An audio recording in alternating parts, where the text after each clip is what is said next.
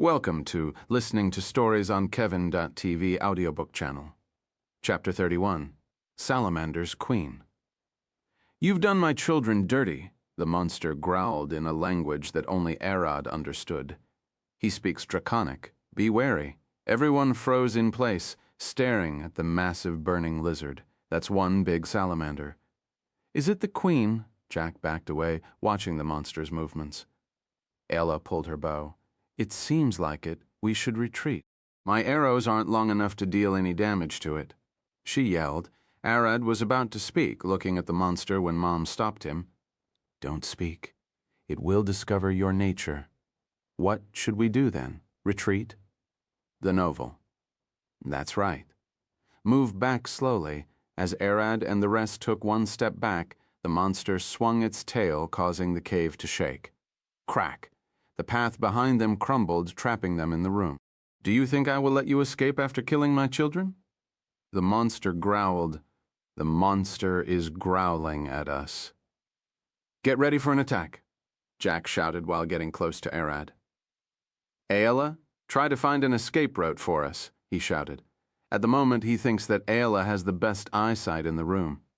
They can't understand what the monster is saying. Should I try and negotiate? No.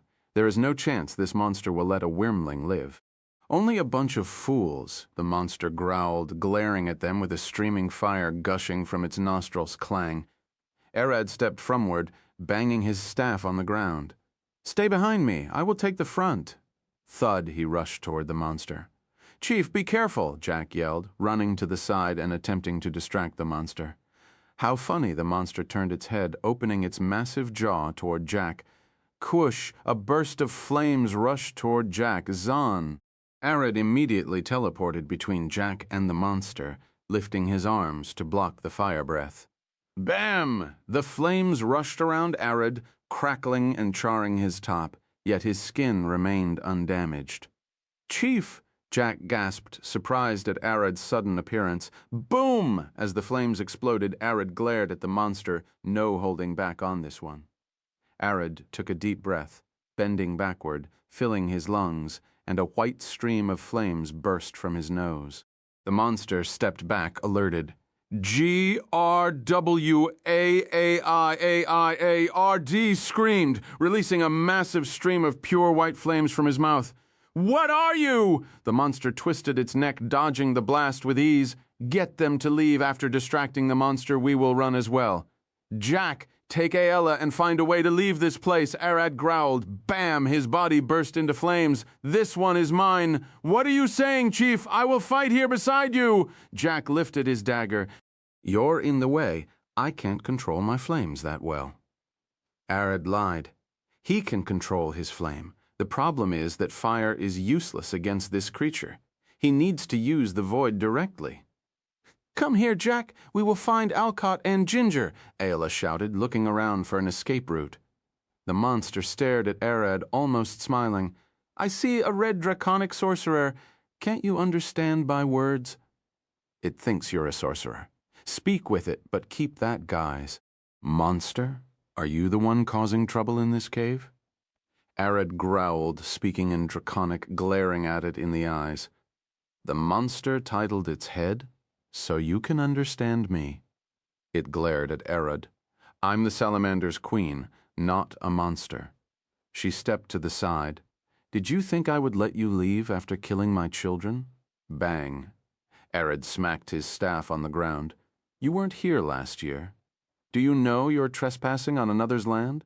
Before long, hordes of adventurers will rush down here to slay you and your kin." "Shafe, are you talking with that thing?" Jack stopped searching for a moment, and Ayla smacked him. The monster looked at Jack and Ayla. Children at them. The salamanders rushed to kill them. "Look here, let them go," Arad yelled, and the monster snorted. "No, I will soon evolve into a dragon. You're kind and won't stand a chance against me." The queen growled, her tail flapping around, and flame gushed from her spine, causing the room to become an oven. Dragon's blood is powerful. A creature with it can usually evolve into a dragon if he gets strong enough. Mom explained. That includes even human sorcerers. "Are you saying this thing has dragon blood?" A sorcerer monster, exactly. A dragon must have mated with one of the salamanders and produced this thing. Bam. Arad rushed ahead, swinging his sword at the monster's front leg. I will slice the muscle and cause it to fall. When Arad's sword approached the leg, the queen moved back, dodging the attack. Slow, she growled, swinging her front right claw at him. Clang, her claw hit Arad in the torso, sending his body flying away. Stab. At that moment, the queen felt a sharp pain below the base of her tail. "Who's there?" she growled, trying to see but failing. "It's that rogue," she assumed when she didn't see Jack around. Jack hanged to the base of her tail when she couldn't hit him, jamming his dagger again and again below her scales. "I will bust your ass open," he shouted while his arms burned from her hot scales. "Try and hit a vein," Aella yelled, aiming at the queen's eyes. "I can't. This one is too thick for my short dagger," he shouted. "Just die." He started stabbing faster. The queen growled, running around and banging the walls. "Get off me!" and dragged her ass on the ground like a dog. Eventually, she brushed Jack off on a stone. The queen barely marched, blood pouring from her rear end. Ella rushed toward Jack and found him barely alive, his arms charred and his legs broken. "You stupid idiot!" she shouted, trying to drag him away before the small salamanders ate him. Jack giggled while bleeding from his mouth. "I drilled her a fourth hole, you insolent bastard!" The queen rushed toward them, opening her blazing jaw. Kaboom! Something exploded in the back, and the air started rumbling as two purple eyes appeared in the shadows. "All I wanted is some children." Thud. Arad took a step forward, 3 gaping holes in his torso. The queen stared at him. "What are you?" She could feel that something was off about him. She sensed no flame or heat from him. With all this bullshit, Arad glared at her.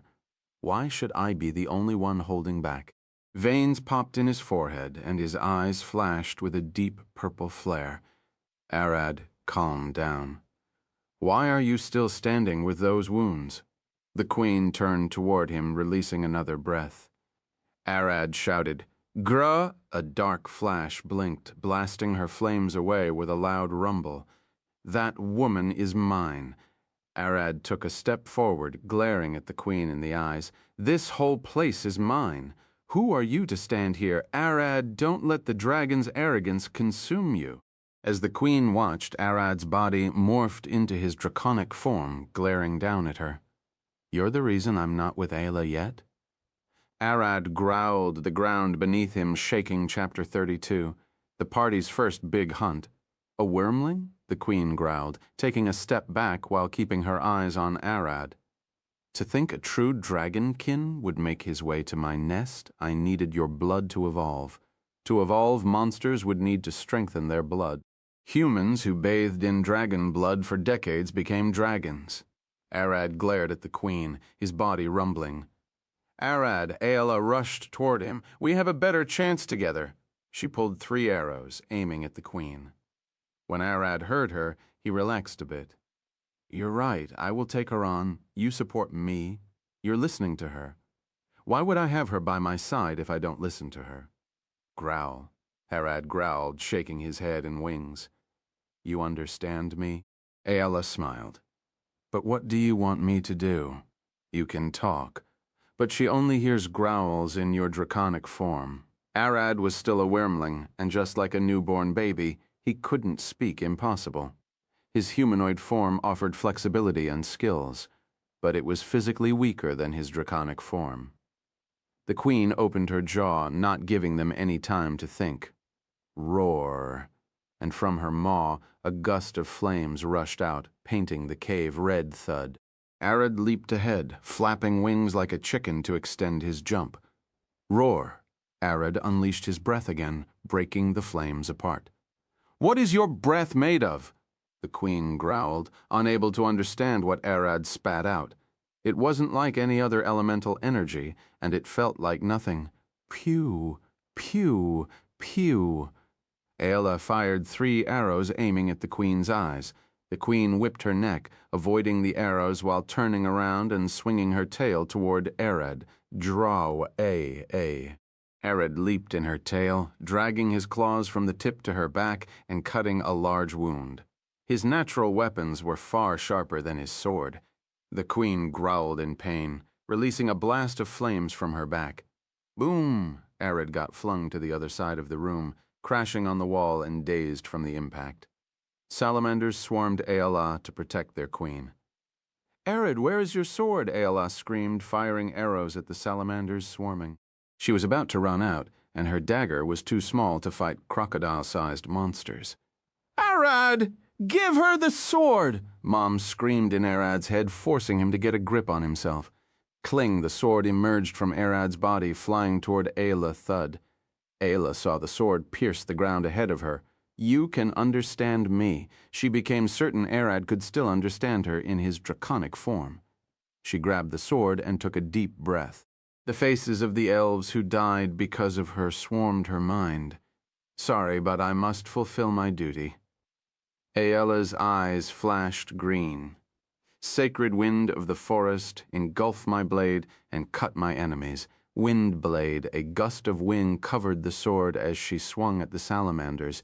Binov, slice, slash. The first two strikes hit their mark, cleaving through the salamander's flesh. But the last swing was strange. Ayala swung her sword through the empty air. Swash.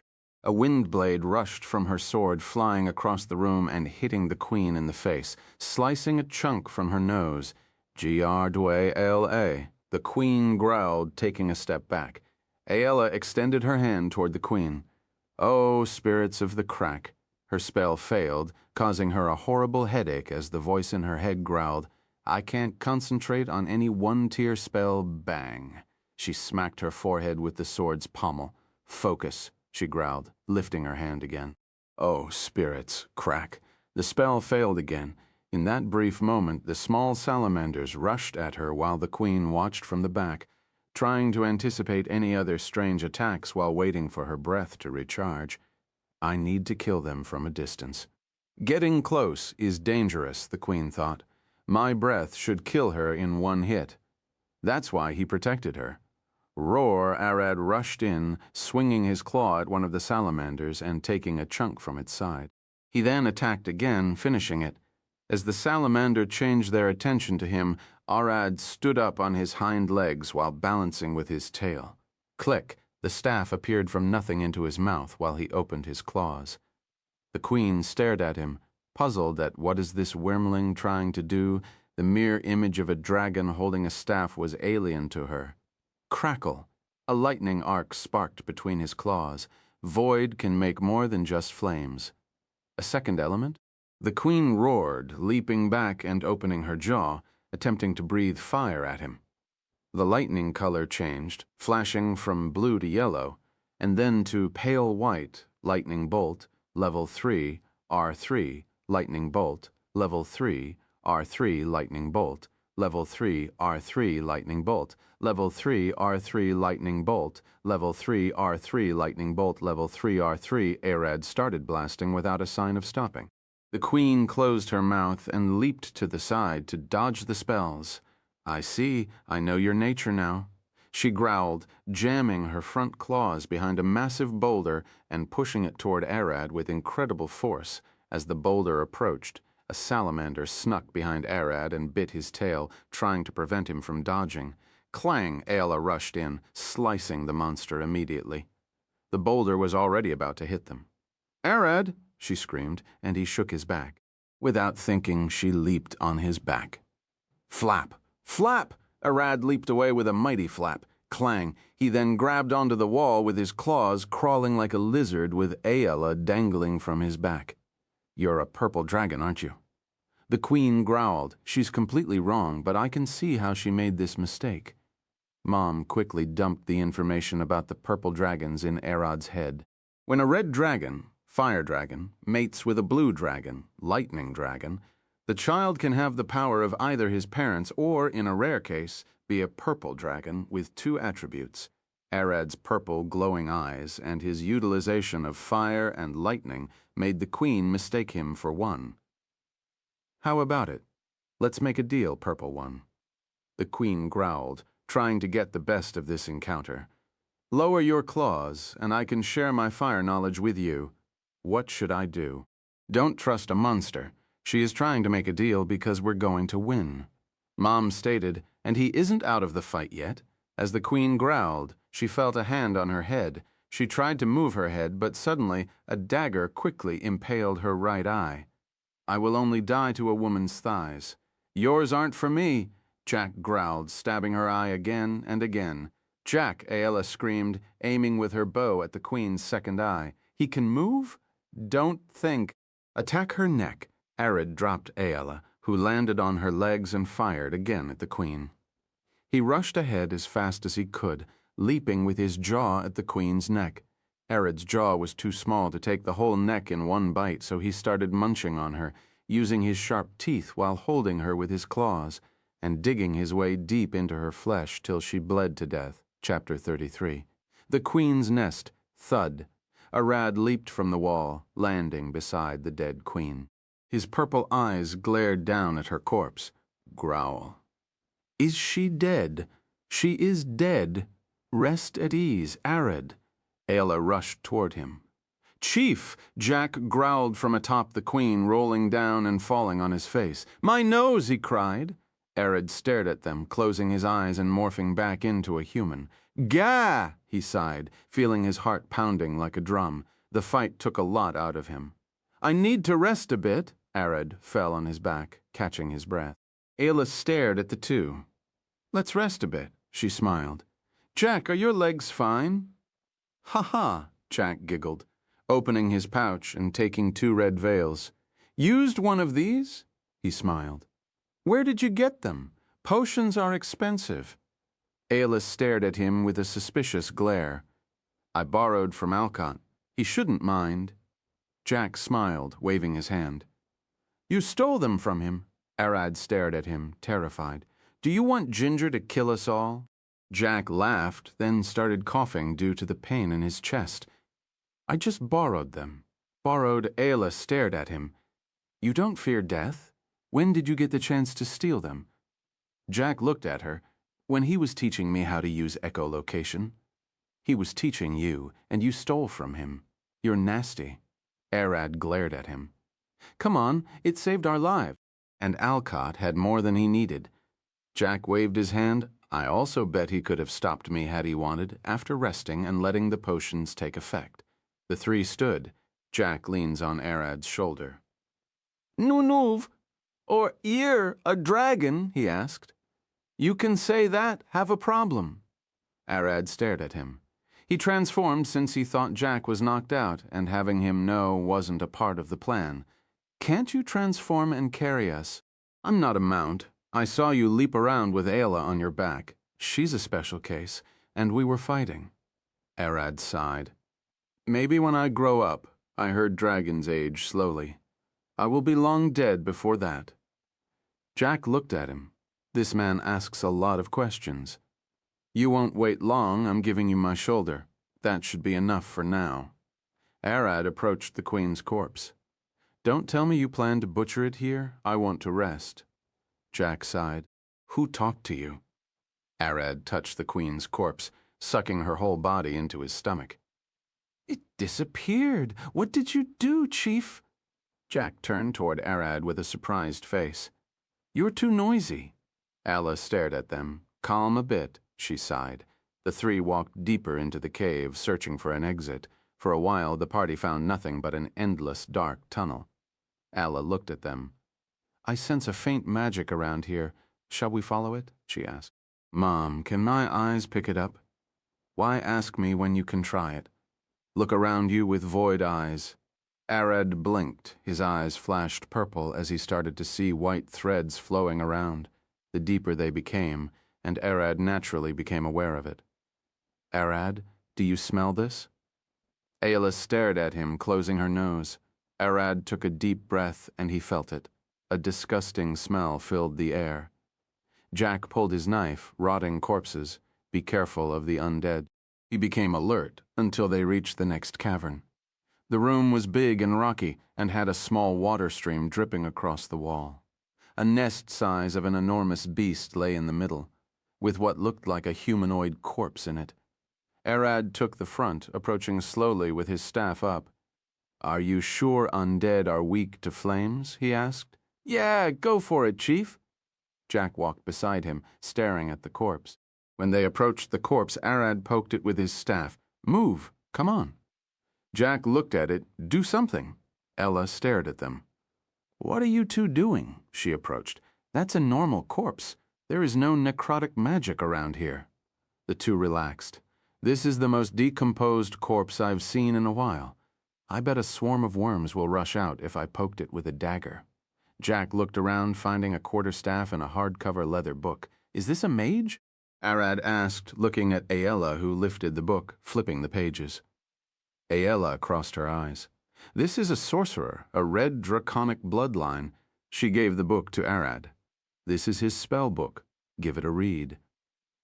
Arad flipped through the page and found multiple spell formulas written.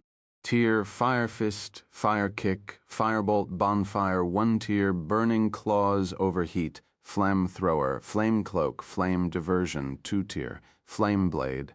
I can't understand any of the formulas. Arad glared at the book. He can't understand how to cast them. "We better let Amber take a look at it. We might get some spells for free." Ella lifted the sorcerer's quarterstaff. "Let's have this apprised at the guild as well," she said with a smile. Jack walked around. "Arad, do you mind giving me a light?" Arad lifted his palm, igniting it with Fire Fist. "Can you see now?" "Yeah, thank you." Jack searched the whole room and then got back to Arad and Ayla. "This is the Queen's nest. I found her foot tracks at the entrance." He started explaining. "We know that. Nothing else will need such a large nest." Ayla looked at him and then stared at the nest in the back.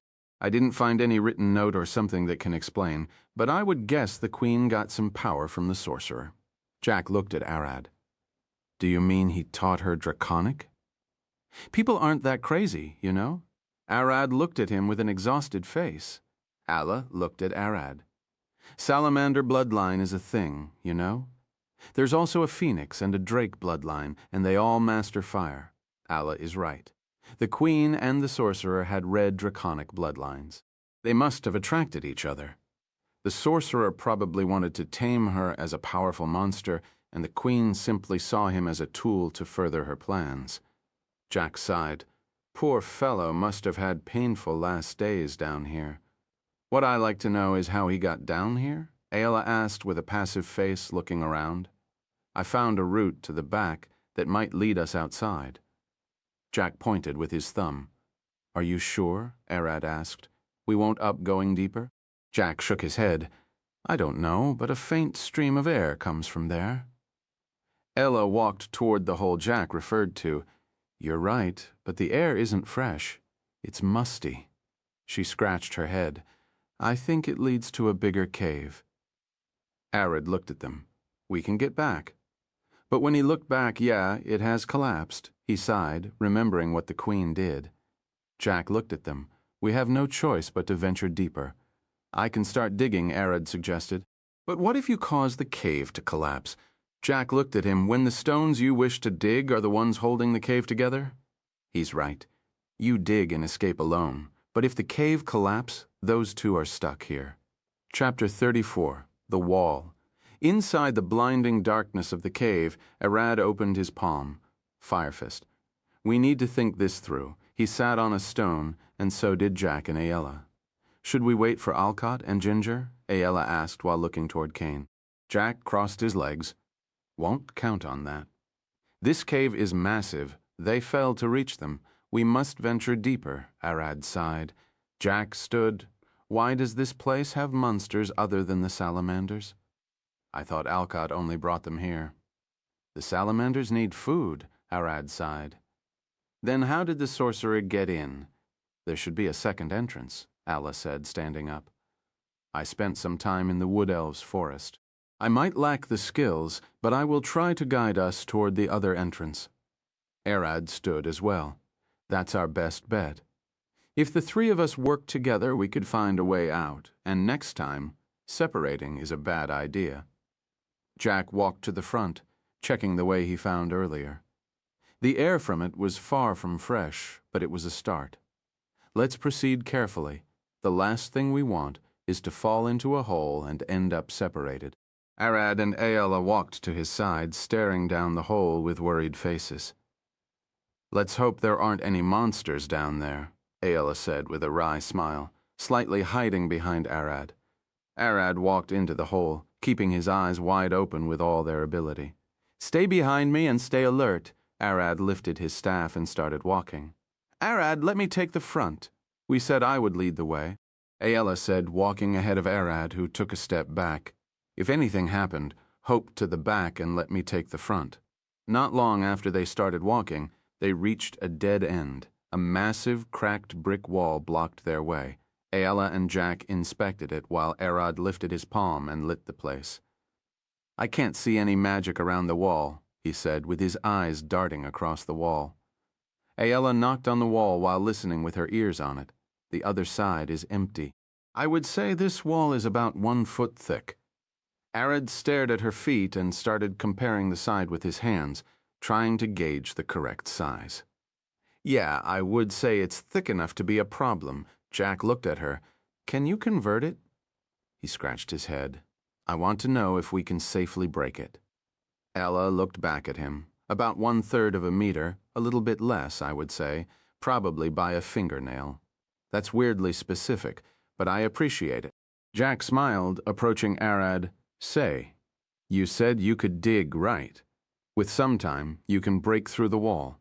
I can claw it down. Want me to dig through it? Arad replied while cracking his fists. Yeah, but do it gently. We don't want the whole wall to collapse. God knows what stones it holds above it. Jack pointed toward a lower point in the wall. God knows, said a rogue who fought against a paladin. Arad transformed into his draconic form. Jack laughed. That's but an expression, don't mind it, but mind the wall and be careful. Jack stretched his arms. Aella and I will move the debris you create, so don't get us buried alive here. Arad nodded as he couldn't speak in his draconic form, slowly approaching the wall and extending his claws. Creak. He scratched the wall, causing Aella to scream, What a horrible noise! Can't you tune it down? I feel it in my teeth, she cried, clogging her ears. She might be sensitive to sharp sounds. Try to push and then pull. Mom suggested. At the same time, Jack approached the wall and pointed at one of the bricks. This one cracked. Try pulling it apart with your claws. He used his dagger to pray into the crack, expanding it a bit. Arad stood on his hind legs while balancing with a long black tail. Crack! He jammed his claws in and slowly pulled the brick piece by piece. Crackle. As the dust fell to the ground, the group got a small hole to look through onto the other side. Aella approached the hole to look, but Jack stopped her. What if something hit your eyes? We don't know what kind of monsters are behind the wall, he said, lifting his dagger. As Aella and Arad watched, Jack took a piece of clothing from his pocket and pulled out a small mirror. We will use this, he said. A mirror? Those things are expensive. Where did you get it? Aella stared at him, and Jack smiled. Found it. Abandoned?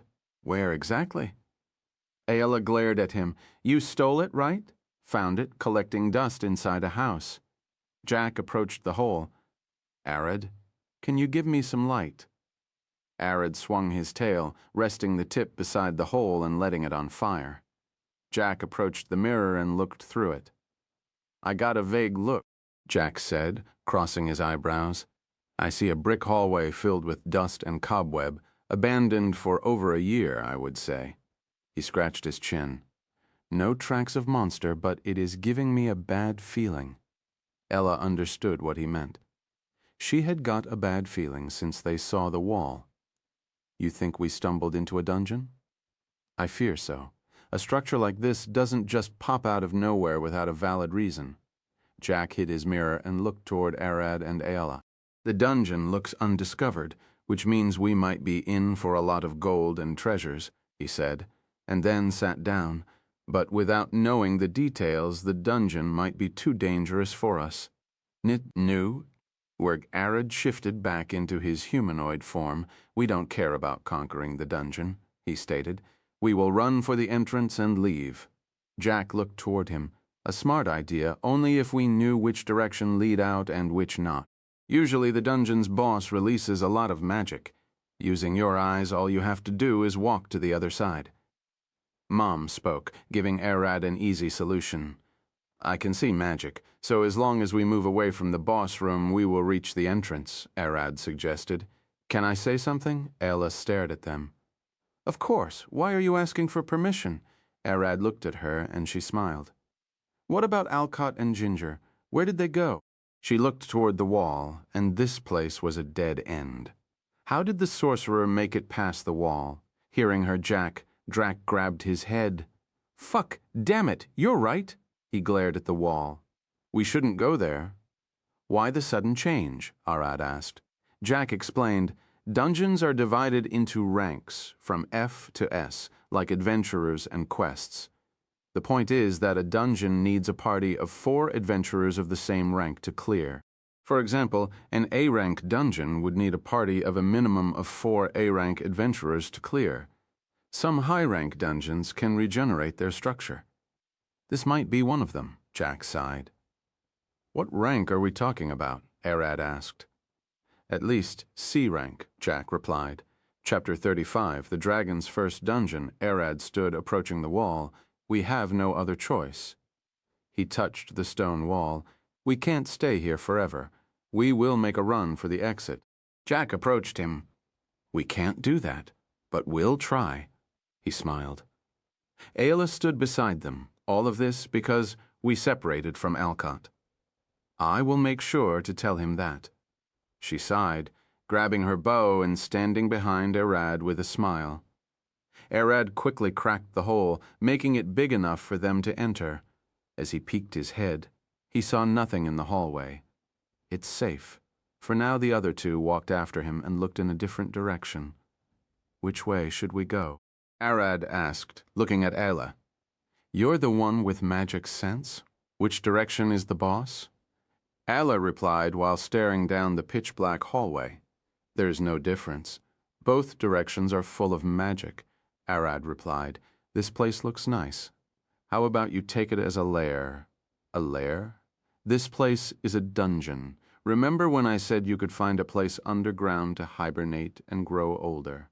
This place looks perfect. She replied, but clearing the dungeon is a problem.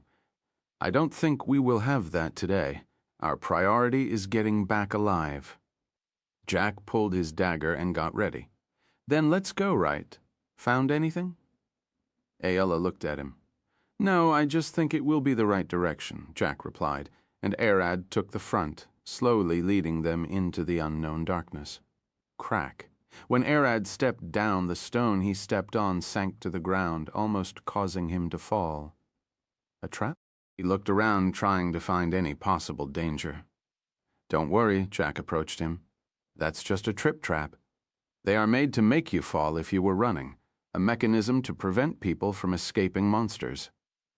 Ayla explained, looking at the ground. I can't tell which direction they are supposed to work on. Will it matter? Arad looked down at her. This square hole is symmetrical.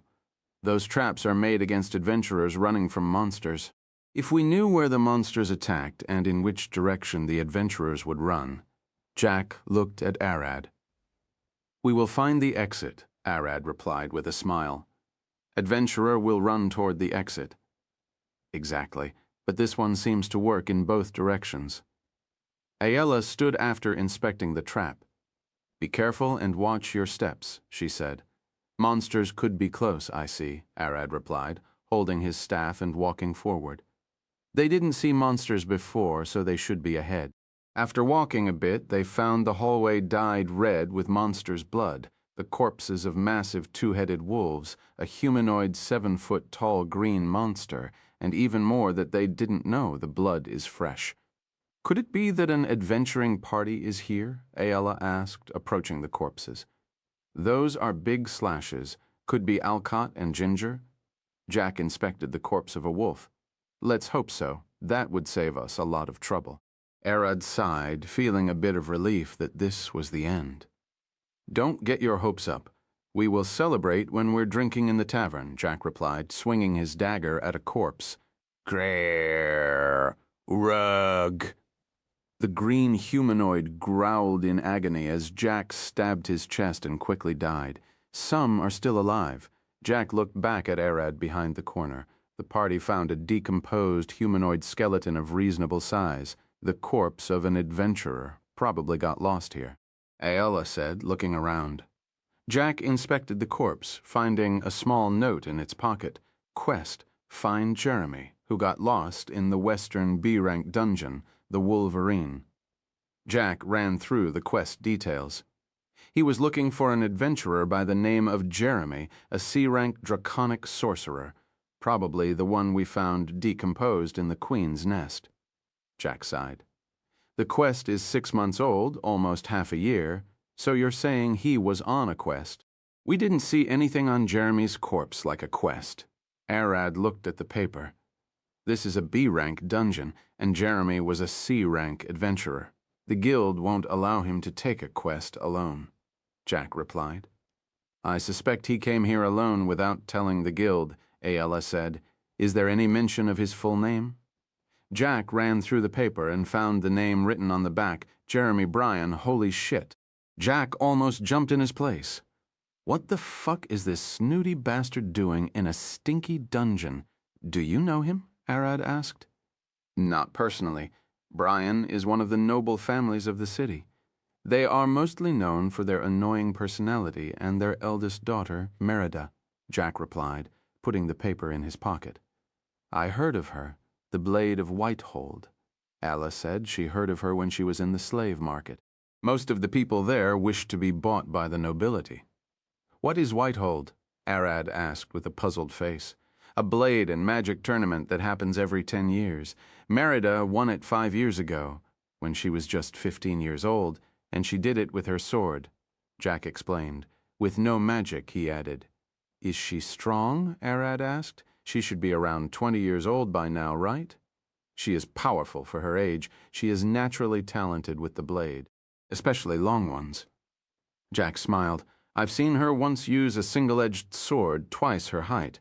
She is a master slasher. Is Jeremy her brother? No, her niece. His side of the family is a bit pathetic, to be honest. Jack sighed, standing up. No reason to shuffle around, let's move. As the group walked, they faced their first bath of live monsters, 3 crazed wolves with 1 large green humanoid. The same monster they saw earlier, roar. The wolves roared immediately, not giving Arad and his group time to think or retreat. Arad lifted his staff. Firebolt! Firebolt! Firebolt! Firebolt! Firebolt! Firebolt! Thud! Thud! The wolves leaped from one wall to another, using their claws masterfully dodging all of Arad's magic. They are fast. Your aim is bad, Ayala yelled, releasing 3 of her arrows, and she hit all 3 of the wolves, stopping them in their track. How did you hit them? Arad yelled back at her. Niddle, Co, don't just shoot. Try predicting their path and aim a bit forward, basic archery against moving targets, Ayala explained. That was something Arad had never thought about. As the two were speaking, Jack appeared behind the green humanoid. He used the distraction to sneak around in the shadows, silently swinging his dagger at the monster's back. Thud. The monster turned around, swinging his club at Jack with a growl. Jack smiled, rolling between the monster's legs with a steel wire in his hand. Fall, big boy, he shouted, pulling the wire and dropping the beast. The monster roared, trying to stand up, but Jack swung his dagger, cutting its throat. Killed mine. What about you two? Jack turned toward Arad and Alla. Behind you, Arad shouted. The green humanoid stood again, his wound nowhere to be seen. Chapter 36, Exploration and a Steady Advancement. Jack turned around. Regeneration? He gasped, seeing the club rush toward his face. Jack ducked, and an arrow flew at high speed, piercing the monster's neck. Run, Ayala yelled, glaring at him. Not yet, Jack growled. If he regenerates, then we will do this. Jack swung his dagger, slashing the monster's side. Light him up, Jack shouted, and Arad lifted his staff, aiming at the monster's side with a grin. I see we will roast him. Firebolt, firebolt, firebolt. K.A. Don, K.A. Don, K.A. Don. As the flame exploded, Jack rolled away. He watched the monster growl and fall on his back. The charred wound didn't regenerate. I was right. Jack smiled, leaping at the monster. Since the monster was dealing with the first time his wounds didn't regenerate, Jack took the chance to give him more wounds, swinging his dagger broader than a mage's hat. Jack, move away, fine incoming. Arad pointed his staff at the monster. Awo! The wolves cut his way, trying to bite his arm off. Thud! Ella rushed in, swinging Arad's sword that she kept on her clang, slash, cling with a 3-hit combo. She diced the wolves, crack, but Arad's sword shattered in her hands, and the blade separated from the handle. That isn't my mistake, she cried. But Arad pushed her to the side. Let's save Jack first. Arad aimed at the monster with a crimson flame blooming on the tip of his staff.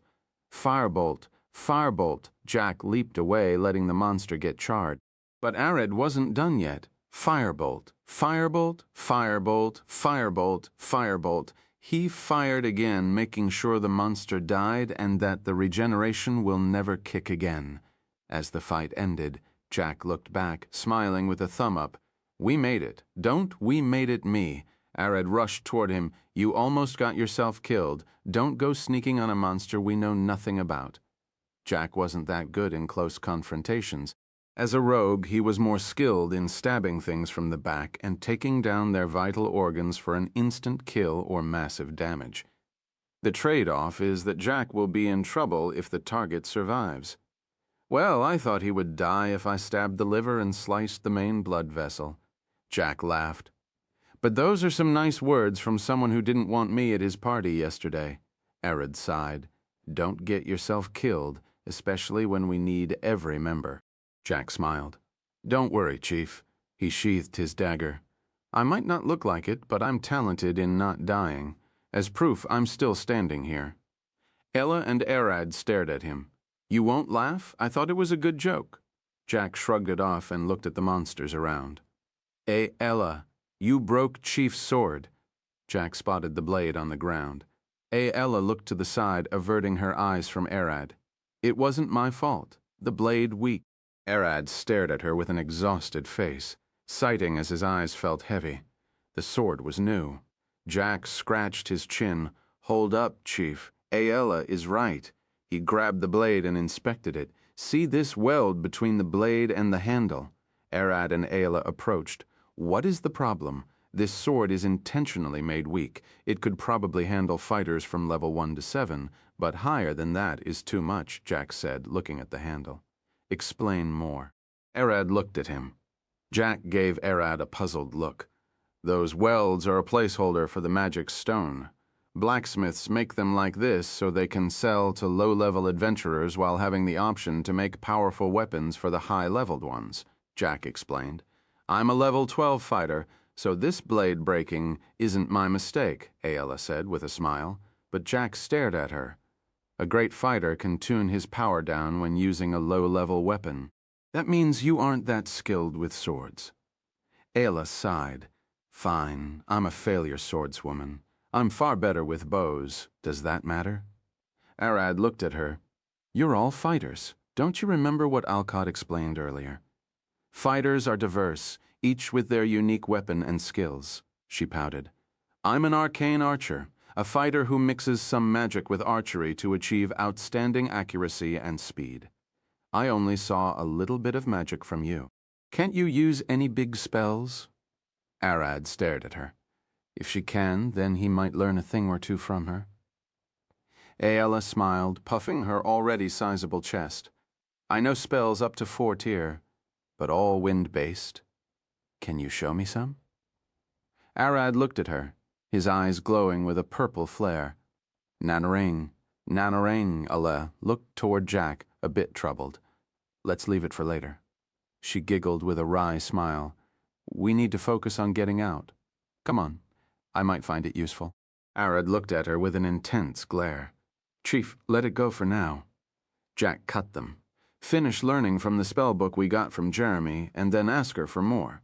Alla might not be able to use the magic she knows, or at least she isn't comfortable with it. Teaching isn't the same as using, no. It is. Magic relies heavily on the caster's ability to focus. Mom started explaining. Slight shifts in the emotions like distress or fear can cause the magic to fail, since the caster can't concentrate. So I can stop a caster from using magic? No, dedicated casters have minds more resilient than a stone wall. Those people are the last ones to feel fear or distress. Fine, let's keep pushing forward, Arad sighed, grabbing the spell book and looking inside it. He still couldn't understand a single word. Mom, do you know any spells from Mother? I know a lot of void magic, but you must reach the young state to use it effectively. Why? Void step is void magic. Mom started talking in Arad's head. Your body can't take it until you grow, like how red wormlings can burn themselves with their flame. Deeper into the cave, the party faces another 2 batches of monsters that they quickly dispatched. The dungeon started to seem easy after they found out how to kill the green humanoid monsters. Jack smiled, looking toward Arad. This is a B-rank dungeon? We're stronger than normal. There was some reality in his words, but he couldn't be more wrong. He's the last one who should say those words. Don't let your guard down. We might face a powerful monster, Arad replied while gently touching the walls.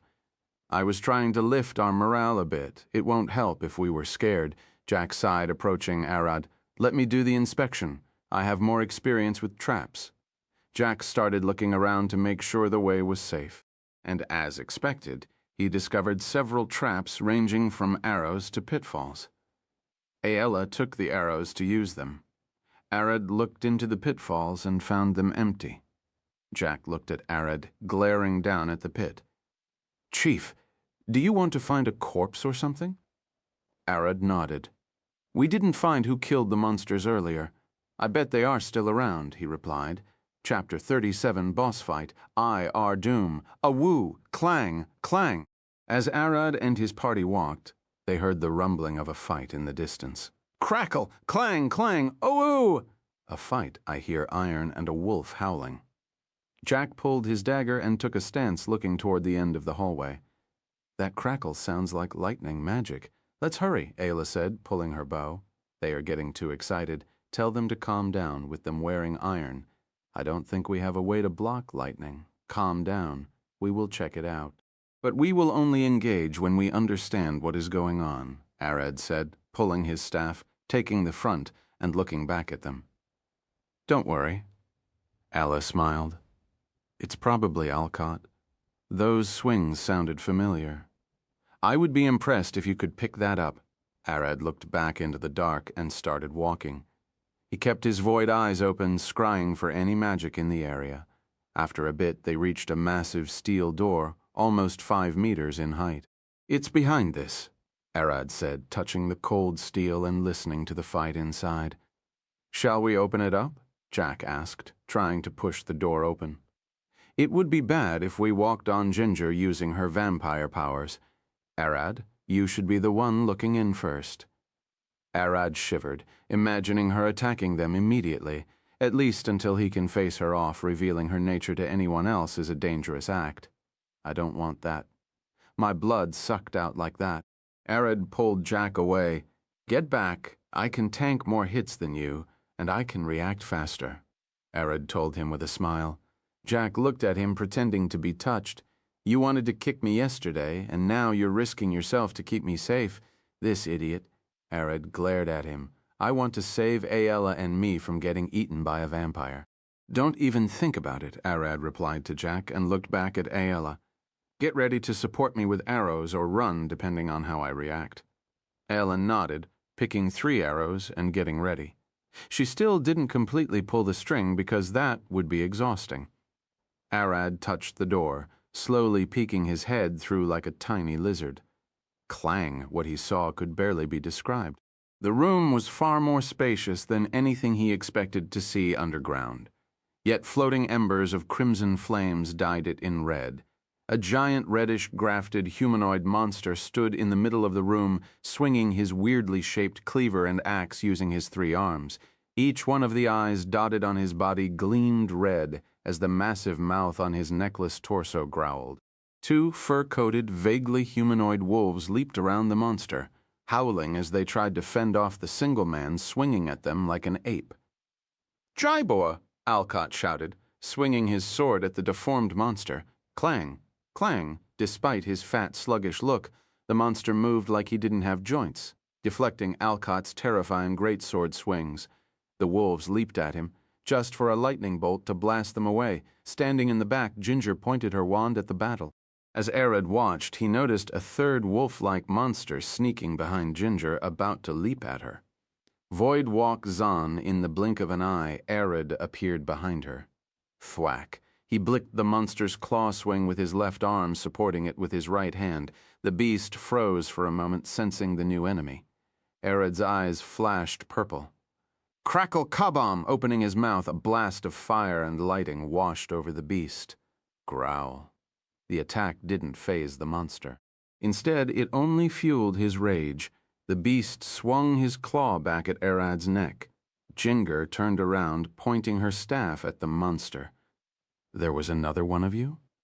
Her wand flashed faint blue, and a hazy wave of power extended toward the monster, lifting him before he could hit Arad. Telekinesis, Ginger swung her wand down, smacking the monster on the ground repeatedly. Pew! Pew! 2 arrows flew at the beast from the other side of the room, piercing his eyes. Ayla ran from the door toward Ginger, twisting her torso to fire her 3rd arrow at the beast Alcott was fighting and getting him on the nose. Jack ran behind her. "That elvish accuracy? Aren't you cheating a bit?" he said, pulling his dagger and hiding in the darkness. Ayla didn't reply to him. She instead pulled another 3 arrows and aimed again. This time, she got 3 eyes making an opening. Alcott took full advantage of that, cleaving 2 of the monster's arms and disarming him. Clog. The arms grew immediately as the mouth on its torso opened up, spewing a splash of green goo at Alcott, who leaped back. Growl! The monster regrew its arms instantly, groaning like 10 men burping. The weapons magically floated back to its hands, while Alcott dealt with the 2 wolf-like beasts.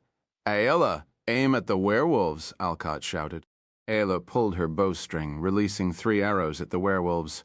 "I only have fire arrows left," she yelled, and Alcott swung his sword, deflecting the monster's swings. "You ugly, grafted troll," Arad opened his mouth, shifting into his draconic form without a second thought. Roar! The dark corner became darker, and even Ginger lost vision of the werewolf. The void breath blasted everything away and then collapsed to pull the werewolf toward Arad. The werewolf glared at Arad, opening his jaw to bite the weird lizard.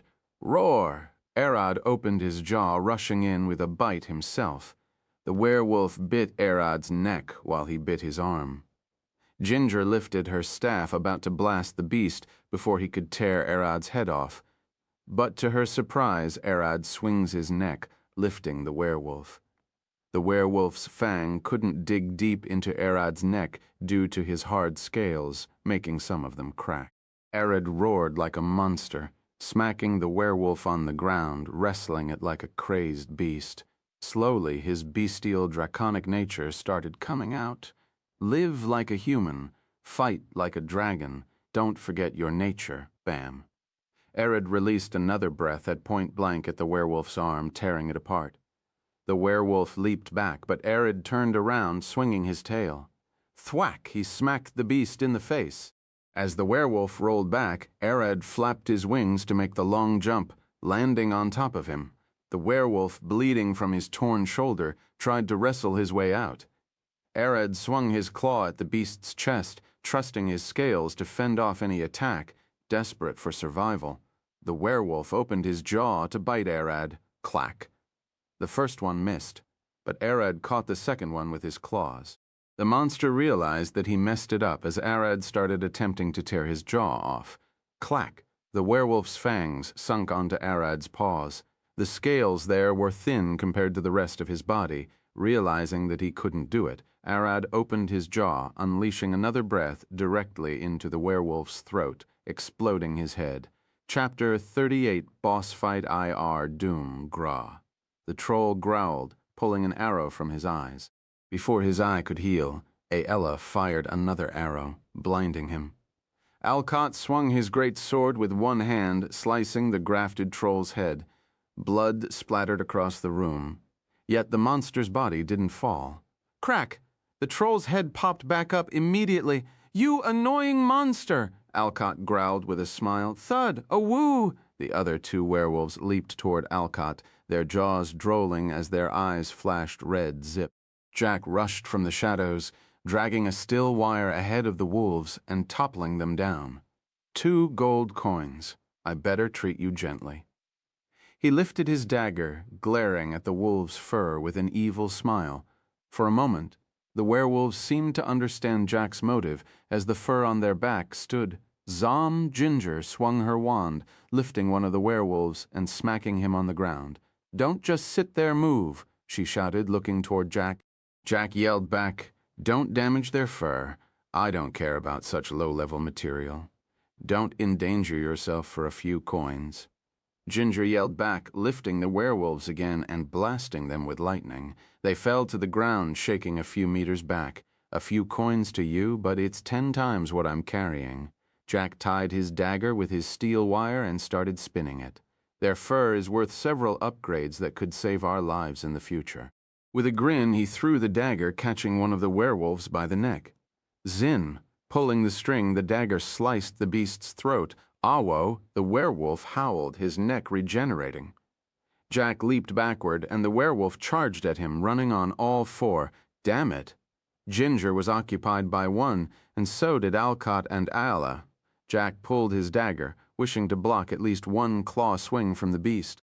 Gulping, he knew it was a tall order with how short his blade was and how fast the werewolf was. "Ro-akea-rar," Ered roared on the other side of the room, blood dripping from his neck and front claws, looking at the ceiling with his purple, glowing eyes. The werewolf stopped, glaring at his friend's corpse, and then at the bloodied Ered. He was the target. When the dragon will attacks, a woe. The werewolf turned tail and ran away, rushing toward the door, as far from Ered as he could.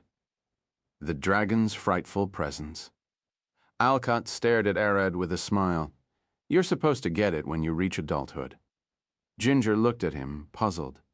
The dragon's frightful presence is a weapon, as most people think.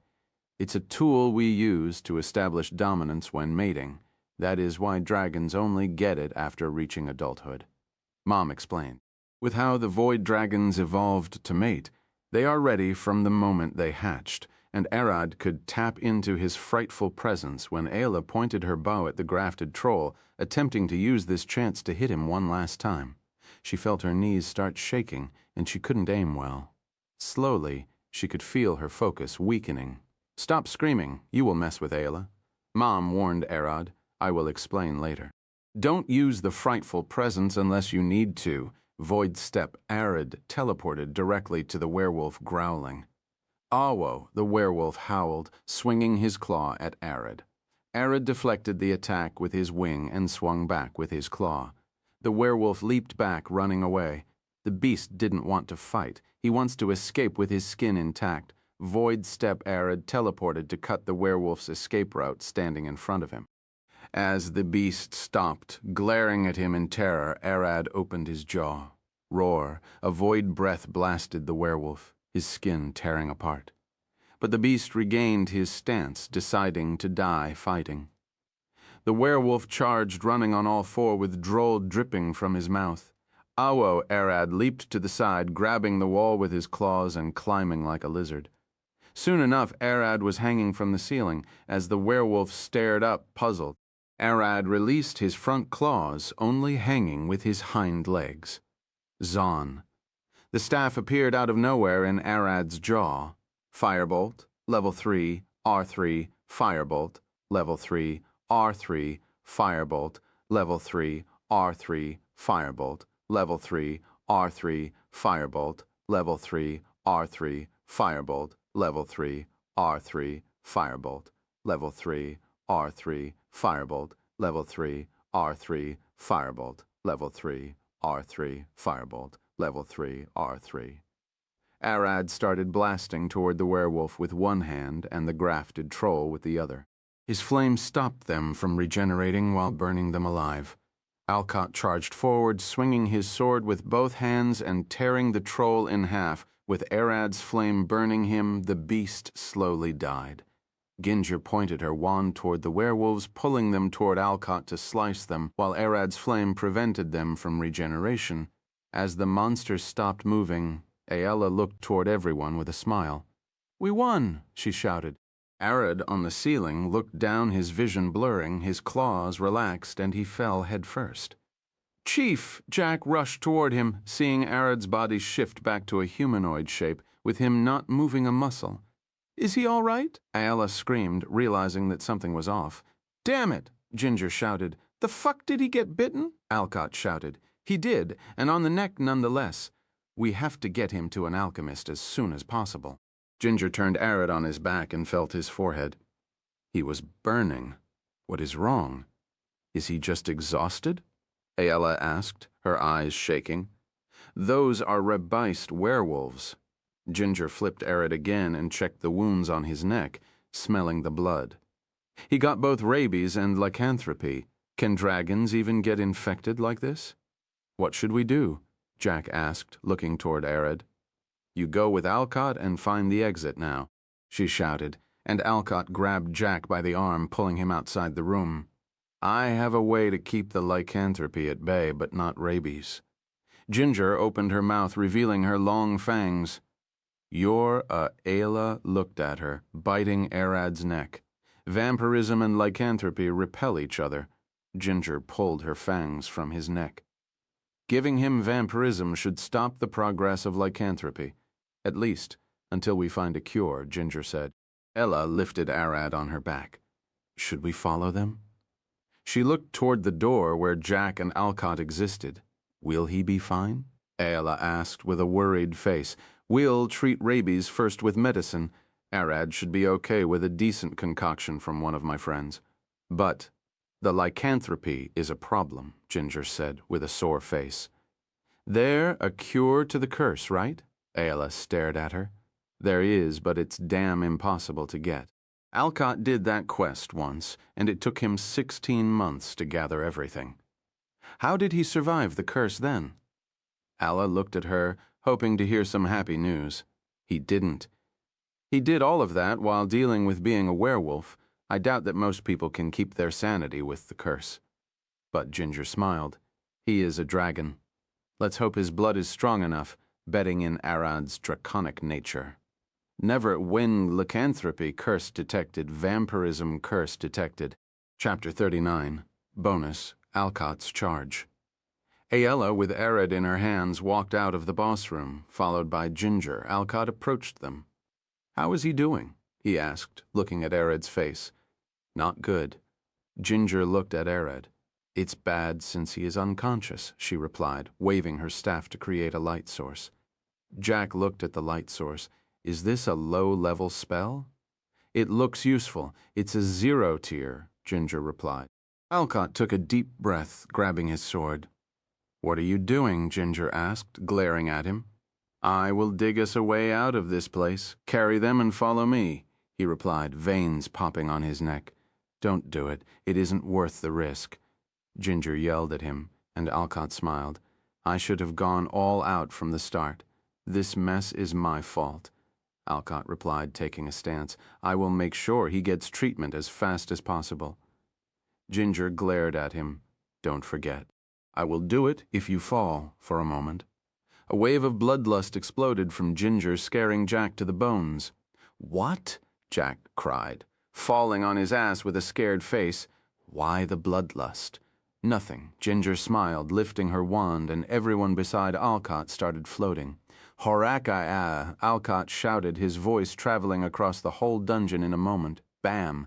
The ground beneath his iron boots exploded as he leaped forward, and the veins on his body grew redder with each step. Bam! Bam! Bam! Alcott's heavy footsteps boomed across the dungeon, causing monsters to emerge from every corner. Carrying everyone, Ginger flew behind him. Aella saw something in the distance. Werewolves! 2 of them emerged from the corner. "It isn't a problem. Be wary of the blood splatter," Ginger warned her. Alcott swung his greatsword. The tip cleaved through the wall as if they were nothing. Clack!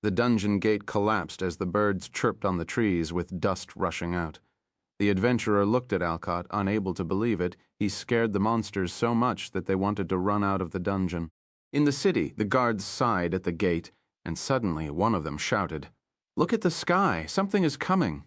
All the guards rushed out, looking toward the clouds, and saw a few people flying toward the city. "Mages! Stop them!" The guard captain rushed toward the wall and climbed the stairs. He took the binoculars from one of the soldiers and looked toward the mages. The only thing he saw was two red eyes glaring back at him. His body froze as his mind blanked. "Let them pass. They have authorization," he said in a monotonous voice. "Are you sure, Captain?" the soldier asked. "I'm sure. Those mages are with the guild. Let them pass and don't do anything," the captain said, walking away, droll dripping from his lips. Chapter 40, Curse of Lycanthropy. Bang! The guild door busted open and Ginger flew in with everyone. "Nina, get me a decent alchemist," she shouted. As the adventurers looked toward her, Aella walked in carrying Arad and Jack behind her, glaring back at the adventurers. "What happened?" Nina rushed out. "Rabies werewolves. He got bitten," Ginger replied, and Nina stared back. "Send a message immediately."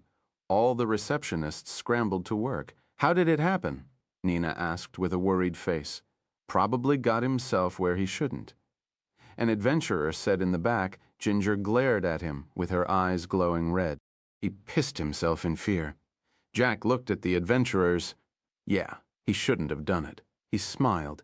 He wrestled two werewolves barehanded and killed them while helping Alcott. The adventurers stared at Jack with doubt in their eyes. "That can't be real. Say what you want." It was a fight to behold. I have never seen werewolves so terrified of a human before. Jack lifted his hands, his fire. With each of his punches, the monster growled in pain from the searing heat. For a moment, the adventurers imagined Arad with his whole body on flame, trading punches with a werewolf. Amber, who was in the back, approached them. So he mastered the fire, fist and kick. I never imagined him to grow this fast. She smiled, looking at Arad and Aella. "I do believe it." "Arad has the power for that," Amber said with a smile, and with her words, the adventurers started to believe it. Nigel approached them. "I did see him fight goblins before. He's the kind of person to punch if he needs to." He smiled. "Do you need any help?" Tristana followed Nigel with a smile. "I can see it as well. He did something similar with the goblins, charging ahead like an idiot. I will cast a healing spell on him. It might help." Lisa ran toward Arad and lifted her holy symbol. "Heal. Hey, Jack." Chester waved his hand with a smile. "How is it going?" "Pretty bad, as you see. Got a hot-blooded leader." Jack smiled, shaking Chester's hand. "Can you help me find some rare stuff?" Jack asked. "Like what?" Chest tilted his head. "Ginger will tell you? She probably knows me more than me on the matter." Chester smiled. "I can guess it has something with lycanthropy, finding a cure." Ginger looked at him. "I will write a list of what I need. Can you get them?" She looked at them, and Jack smiled. "You're talking with two rogues." Jack looked at her. "We have more than one way to get anything." Chester grinned. Nina stood. "Let's carry him to a room upstairs. He can rest there till the alchemist arrive." Aella carried Arad to his room, where she put him on the bed, as Aella sat alone in the room with Arad, expanding the void, locking the void. Aella noticed Arad's body twitching, a faint gust of mana streaming from him. "Ginger, come check him," she shouted. Ginger rushed into the room, touching Arad's forehead. "This is weird. I can barely sense my blood inside him. The same for the lycanthropy curse." "Is that bad?" Aella asked with a worried face, her eyes quivering. "I don't know," Ginger replied with a sore face. "I've never seen a dragon catch lycanthropy." As they talked, Arad opened his eyes and sat up. "Arad!" Aella shouted, leaping at him. "Mom, I don't have much time. The curses are progressing." Mom replied with a shaking voice. "What is happening?" "What is happening?" "No, I sealed the curses by encasing them in the void." It will simply take them longer to affect you, she said, her voice cracking. You can unleash them whenever you want, but you will lose your mind permanently. Find a cure and you can control them. What are you talking about? Don't evolve into a young dragon before curing them. I will return when at least one is cleared, and tell Ginger that her protection measure backfired. Mom's voice disappeared as she left a bit of knowledge in Arad's head. Arad glared at Ayala and Ginger. I'm half fine, Arad said, scratching his head. Your curse only made it worse, just so know. He stared at Ginger with a sharp glare. What do you mean? The curses are supposed to repel each other, Ginger exclaimed. Not in my body. To keep both from progressing, I had to lose half of my power. Thanks. He stood up, wanting to scream. Mom, she didn't reply. Arad was all alone now. How do I find a cure for any of the curses? He glared at them. You need to deal with rabies first. An alchemist will arrive shortly. A few potions will clean it, Ginger said with an exhausted face. Healing rabies with magical potions is easy as long as they act fast on the first day of infection. Ayala looked at her. It's been an hour. How long will it take them to arrive? They should be here soon. It takes time to get the medicine ready, Ginger replied. Standing, Arad sat on the bed. I don't care about rabies, how to get rid of the curses. For that, I need to explain lycanthropy first. Ginger started explaining. Lycanthropy is a curse that starts like a disease. You get infected by a lycanthrope and get sick for a few hours. Then you return to normal. The problem is that you can only cure it in the first 3 days when you're sick, because afterward, it becomes a hassle. There are 2 ways to cure the curse in the first 3 days. One is by consuming a specific plant, and the other is by magic. For werewolves, it's wolfbane. The flower is poisonous and knocks you out for 2 days, but it has a 25% chance of lifting the curse. You can only attempt this once. The second method is magic. The 5-tier spell Remove Curse is expensive, around 220 gold coins per cast, but it has a 90% of lifting the curse. You can try it as many times as you can. It's the go-to method high-level adventurer use after the 3 days mark. The curse takes root in you, and lifting it becomes a pain. You first need to find the progenitor and kill him. The second step is preparing a ritual at the full moon. You only have 1 chance. There is no need to go into details about the ritual now. Just know that we need to cure you in 3 days. Ginger sighed. But this is for humans. I don't know about your kind, as I have never seen such a case, Arad stood. So we need to find wolfbane. Ginger glared at him. Are you stupid? We're going with the healer. That's too expensive, Arad replied with a passive face. I will pay. The problem is finding a healer who knows the spell. Ginger scratched her chin. All the people I know about are months away. The guild might be able to hook us up. Arad glared at her. There is a dungeon with werewolves close. How is there no healer with Remove Curse? Ginger replied with a worried face. Well, there is this 1-tier spell called Prevent Curse. All adventurers take it before going into the dungeon, and it protects them. Arad sat, grabbing his head. Damn it. Chapter 41. Bonus. The 7 Mages. Knock. Knock! Is Arad awake? Alcott knocked on the door.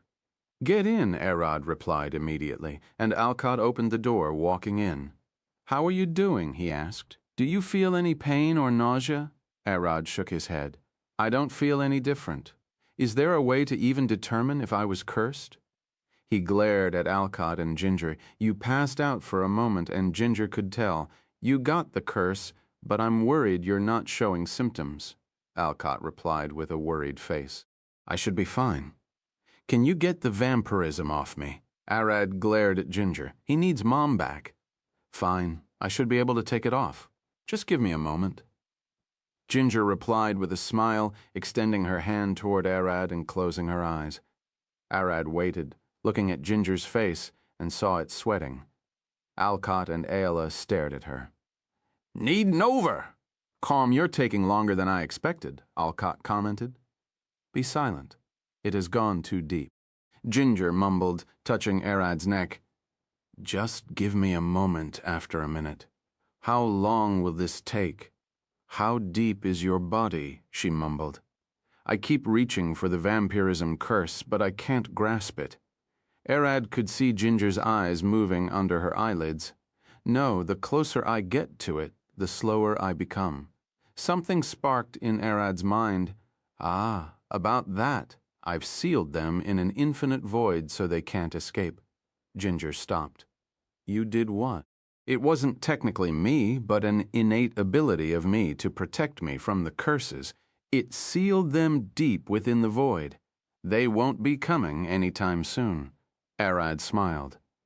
Ginger lifted her hands. You did what? She grabbed him by the shoulders. Doesn't that mean we can't access the curse with magic from the outside? Ayala and Alcott looked confused. What are you talking about?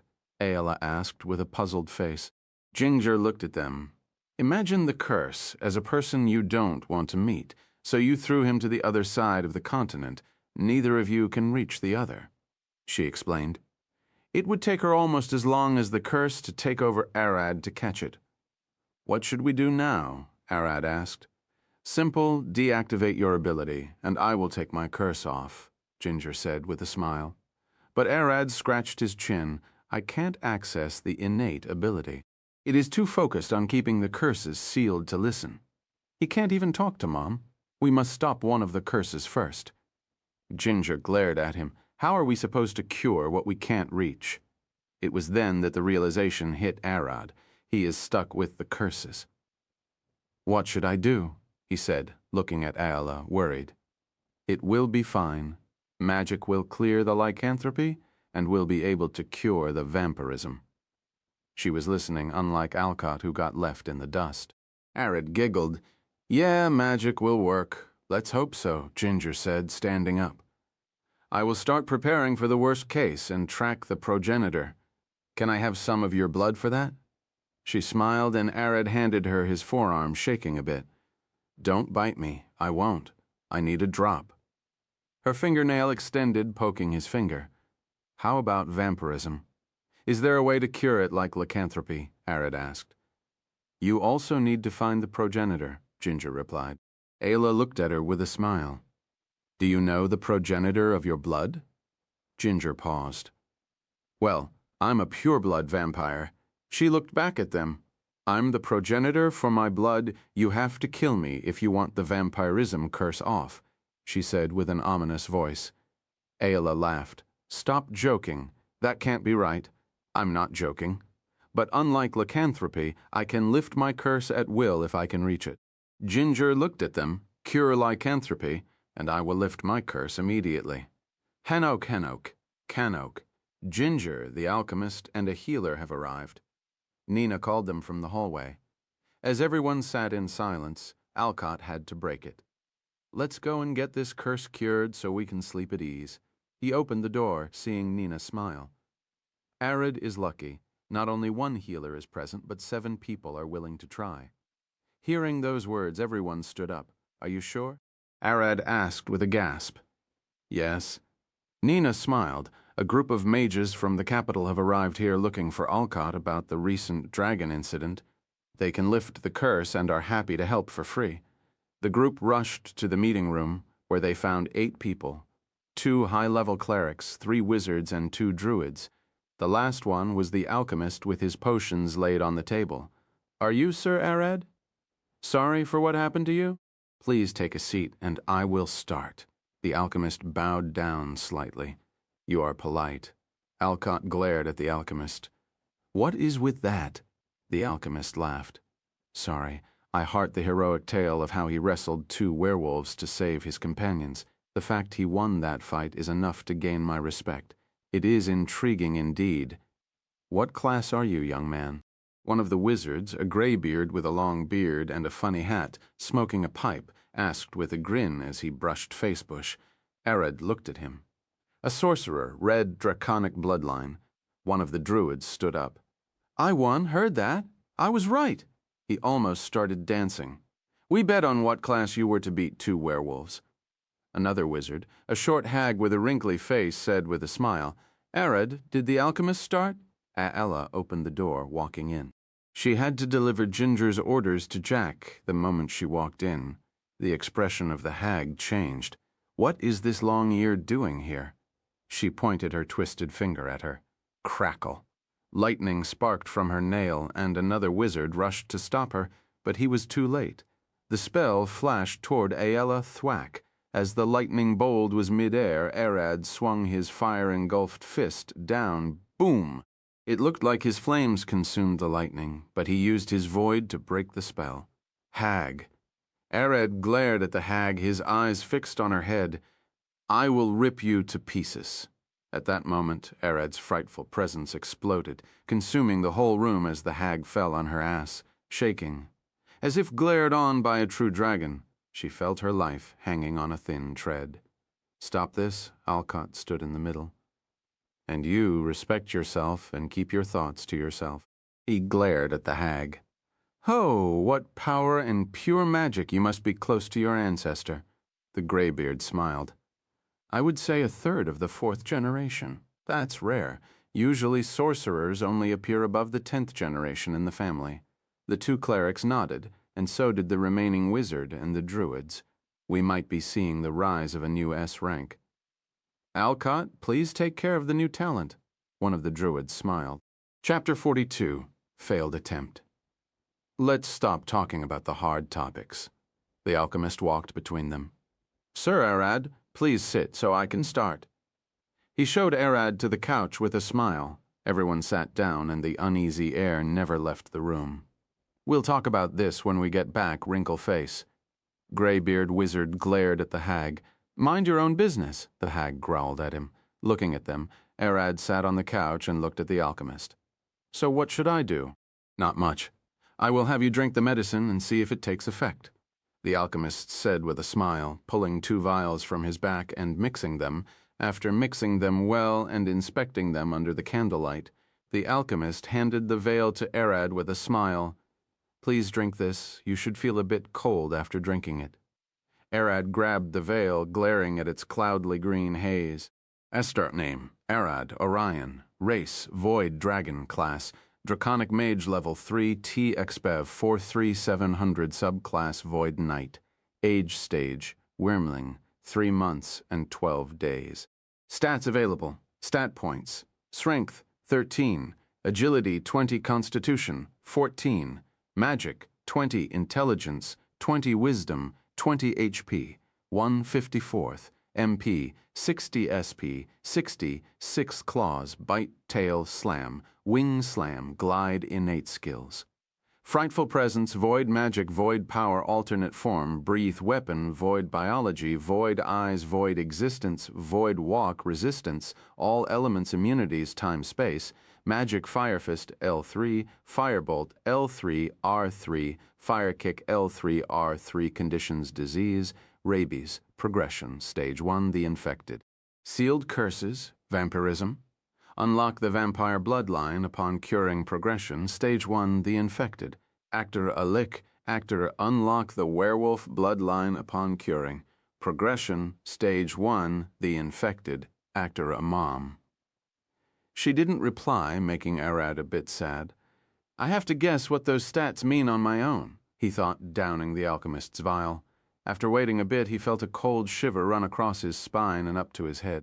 Esther conditions, disease, rabies, progression, regression, cured. Esther act, it worked. Arad looked at the vial, surprised. It was fast. The alchemist smiled.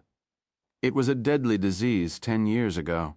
We only discovered this potion 8 years ago. It's impressive. Can you cure any disease like this? Arad looked toward the alchemist's back. What kind of wonders is stored there? I can't cure everything. Lycanthropy is one of them. Albeit, I can provide you with this. The alchemist opened his bag and took a patch of dried herbs, dired wolfbane. Drink it as tea, and it might work. Arad took the herbs with a smile. You don't need it, Alcott smiled, pointing toward the mages. He's right. We will get you fixed up quickly. Just remember us when you reach S rank. The graybeard stood putting a pipe on the table and approaching Arad with a smile. I hope you can take it out easily? Arad smiled as the graybeard touched his head. Don't worry, young man. This process only fails 1 in every 10 attempts, and I will give you a second try for free. The wizard started his spell. Remove curse by lifting his wooden staff. As the magic flew into Arad's body, it began sinking into the void. The wizard's thick eyebrows started twitching, his head slowly tilting, and he started sweating. It's too deep, he said, grabbing Arad's head with both hands. After a minute, he stopped, sitting back on the couch, panting. What kind of werewolf bite you? The curse is too deep, he sighed. One of the clerics stood. He was a high priest. You only lack the favor of God. The cleric touched Arad's head. In the name of the God of light and prosperity, I order thee to get clean from this filth. Cleanse curse. Holy magic flew through Arad's body, falling into the abyss like before. Hold up. This is strange. The cleric crossed his eyebrows with his eyes closed. I sense a second curse. Vampirism at the primary stage, he said, opening his eyes. All the mages stood, vampirism and lycanthropy simultaneously. No wonder I couldn't drag it out. The graybeard gasped. The cleric backed away. Sorry, young man, but I don't know a spell to cure 2 curses. He bowed. But the church is welcoming you in the inner sanctum of the capital. A miracle from God might be the only one to save you. Don't listen to him. The graybeard wizard stood glaring at the cleric. Don't listen to him. There is no telling if God will save you. He smiled. Come to the arcane tower. We can try some experimental spells that might work. We can even develop a new one to fix you up. One of the druids looked at Arad. We might not be able to help with the vampirism, but we can teach you to live with your bestial nature as a werewolf. And hopefully you will overpower the night blood. As the mages started giving their suggestions, Arad imagined Mom screaming. They only want to experiment on you. Arad shook his head. I'm grateful you offered me several ways out, but I will take the adventurer route. He looked toward Alcott, Novel. I will kill the progenitors to cure the curses, or at least die trying. Arad lifted his palm, igniting it. The graybeard scratched his beard. A vampire werewolf, that's a discovery. Alcott coughed. Sadly, the dungeon collapsed. But we might find something from the progenitors, glaring at the mages. Send us a sample of their blood if you found them. The wizard replied with a smile. Or you can find me at the arcane tower. Feel free to visit. As the mages left, Arad dropped on the couch, sighing with a growl. Damn it. He looked at the ceiling. Even mages could lift it. My only choice is finding the progenitors. Alcott and Aella sat beside him. It seems like it. It will be a long journey, Alcott said with a wry smile. Don't worry, I'm by your side, Aella said, clenching her fists. Arad looked at her with a smile. You will be a decent meal when I become a monster. Aella grabbed his face with her hands. You can't eat me. I taste sour. Alcott laughed. I'm still here. Stop flirting. He smacked Arad's back, laughing. Aella curled into a ball with her face red. Tracking a werewolf is hard, especially since we don't know where to start, Alcott said, scratching his chin. Let's find a divinator that can give us a lead. Divination? Is that reliable? Aella asked, happy to start a new subject. Alcott nodded. Of course it is. A drop of your blood can give the divinator a sure way to track the beast. Will he tell us where to find him? Arad asked. If divination magic was this useful, he might consider picking a spell or 2. No. Divination magic gives random pieces of advice. Alcott smiled. When I searched for my cure, the divinator told me to slap the first woman to speak to me the next day. And guess who that was? Who? Arad and Aella asked. Nina, Alcott smiled. I did slap her out of nowhere, and she beat the crap out of me. I ran to the forest to escape her and met a lost man that was searching for his running wife. What happened next? Arad asked. His woman was cheating on him with a lumberjack from the next town. He was the progenitor. No. The lumberjack's wife was a part of a thieves' guild, and the guild's leader's mother was the progenitor. Alcott smiled. Divination magic is weird. Chapter 43. The guild's special deal, Arad stood. I will go get money from the monster's corpses. Ella stood with him. Alcott smiled. After that, I will show you to a diviner. We have to start early. He then looked toward the bath of dried wolfbane the alchemist left for Arad. Or you can try that. It won't hurt anyone. I will consider it. Arad walked toward the door, opening it as Aella stood behind him. Shouldn't you rest a bit? She asked, touching his shoulder. Arad turned back toward her. I want to take a nap, but I need to get some money first. At the guild desk, Nina awaited them with a smile. How are you feeling? She asked. I'm feeling better. But a bit sleepy, he yawned. I have some monster carcasses from the cave. Would you mind taking a look at them? He asked, since you might need money. And since it was the mistake of our S-rank adventurer to take you with him on an unregistered quest, the guild decided to give you a temporary pass of some rules till you get cured. Aella looked at her. You know the spell failed? Of course, those old wizards walked out all gloomy. It was obvious. She replied, pulling a paper and presenting it to Arad. She then explained the new rules. You are free to sell as many carcasses as possible, up to 1/10 of the guild's daily payout. That will be a maximum of 13 gold coins per day. Nina pointed toward the west window. You can drop the carcasses in the guild's butcher, and he will decide on the price based on the market. The adventurers in the back growled. That's not fair, one of them mumbled. Nina glared at them. Stop being childish. He needs to find a cure for a curse. The guild won't risk losing a talented adventurer. How about us? They looked back at her. You aren't cursed or talented? Do better. She pulled a stack of papers from under her desk. Adventurers from B rank and lower barely bring 10 silver a day. What can you do with a 13 gold coins cap? Come on, Nina. What about me? Amber, who sat in the back drinking, called her with a sad face. I work hard, you know. It's indeed true. You bring about 50 silver coins daily and sometimes reach 1 gold, Nina said, looking at Nina's registry. See, Amber said, dowing her mug. I'm different, but you spend most of that on drinking, leaving yourself with barely 10 silver coins a day. Fix your habits. You could have climbed to A rank. Nina sighed, looking at Arad. The guild will provide you with a magic guide to help you improve and free access to the guild's library without the forbidden section. She smiled, handing the papers to Arad. All of those? Aella took the paper in her hand. Isn't this a bit too much? No investment is too much for a potential S rank. Their number and power give the kingdom strength. Nina smiled, handing Arad the last paper, an invitation from the capital's guild to live there. The high priest left this for you. Arad looked at the paper and then put it back on the desk. I would have to refuse. I prefer to work from here, at least for now. He smiled. I don't want to associate me with anyone without telling Mom. That graybeard even said it bluntly. They want to experiment on me. Arad felt a shiver down his spine. All I want is a mate. He then looked at Aella. Why are you looking at me like this? Aella noticed his gaze, so she smiled. I could cook you something if you're hungry. I might not look like it, but I'm a decent cook. Arad smiled at her, stealing glances at her melon chest. You will make a great mother, you know. Aella was taken aback for a moment, but she then laughed it off.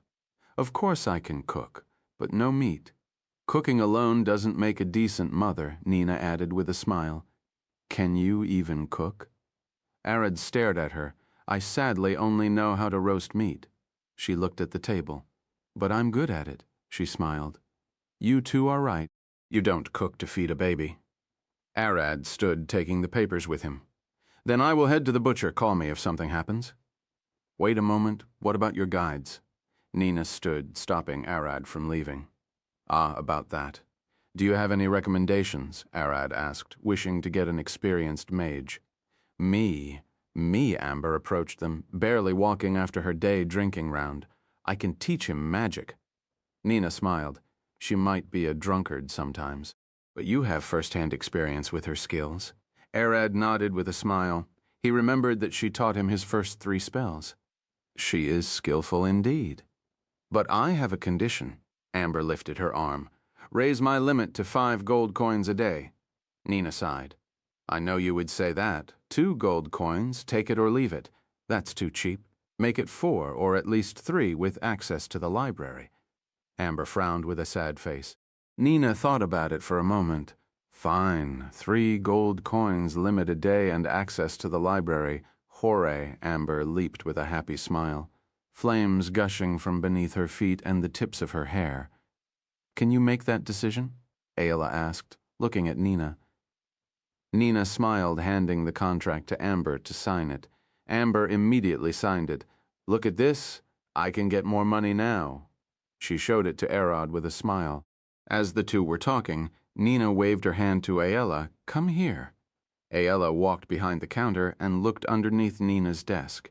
Inside the drawer, there was a paper listing that Arad has limited access to 13 gold coins a day, but the guild is willing to pay him more if possible. Bidnov Simom.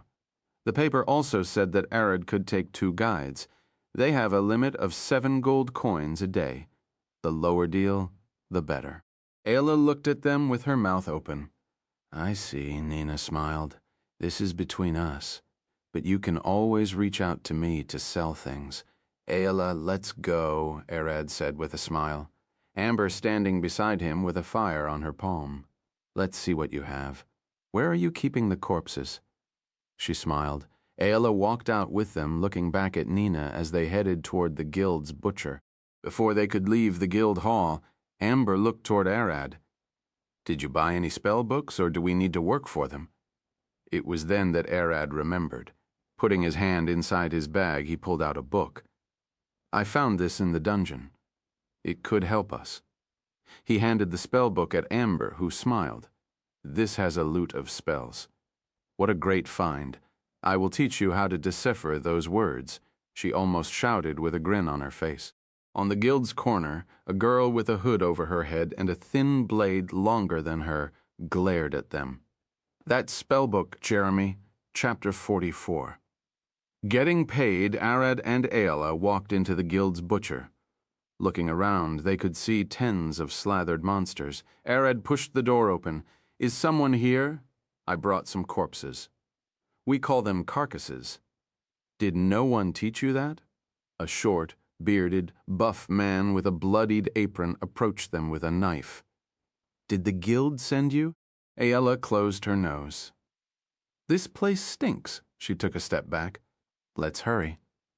You elves don't like meat, is that right? I bet you will change your mind after trying a nice, juicy brisket.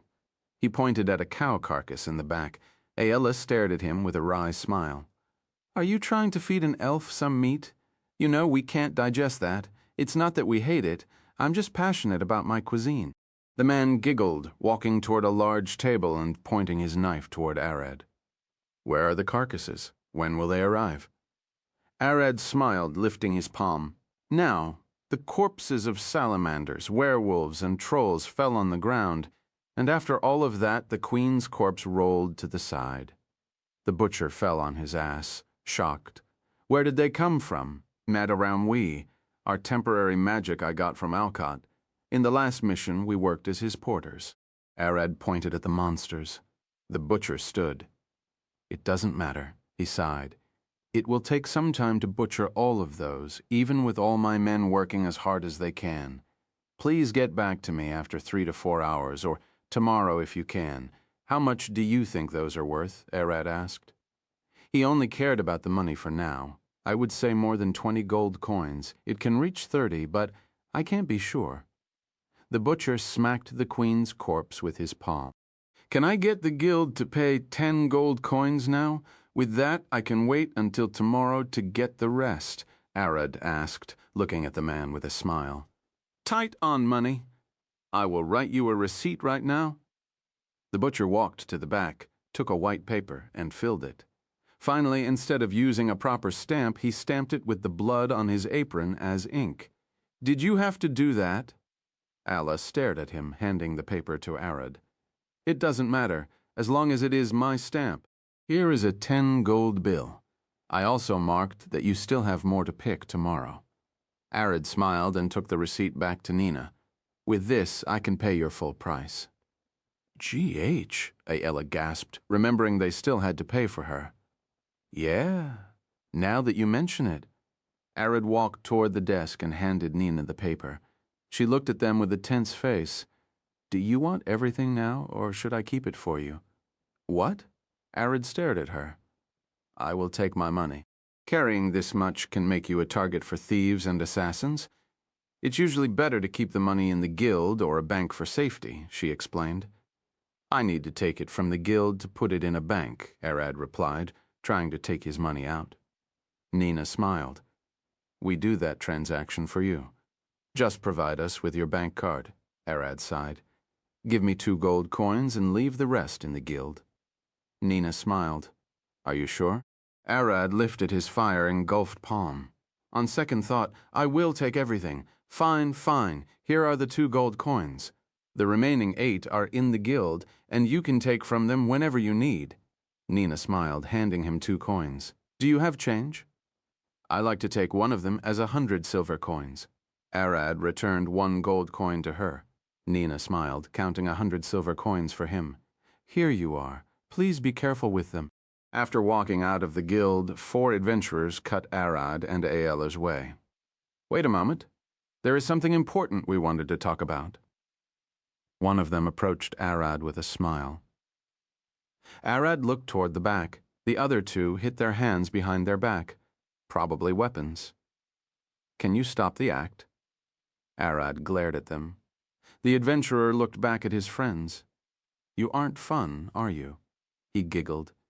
You seem to have more money than you can carry. We will help you store it safely. The other 2 pulled their knives. Arad didn't waste time singing his fist at the first one. Thwack! Wonder what Mom would think, Arad thought. He swung a kick at the thief's stomach, sending him to his friends. Gra! The man cried, coughing as the other 2 charged. Thud! Ayala leaped forward, grabbing the thief's wrist and disarming him. Swinging her palm, she slapped him. She followed with a backhand slap, sending a small shockwave across the air. Slap. Slap. Crack. As the thief was dazed, she smacked her elbow into his chest, knocking him out. The last one charged at Arad, but then a vase fell on his head. Crack. Did you never hear of thieves' honor? Jack looked down from a balcony. Thud, he leaped down, landing on the thief's back. Grah, the man. Jack looked at him. Don't take more than 30 to 50 silver out. Yeah, but there is something I need to pay.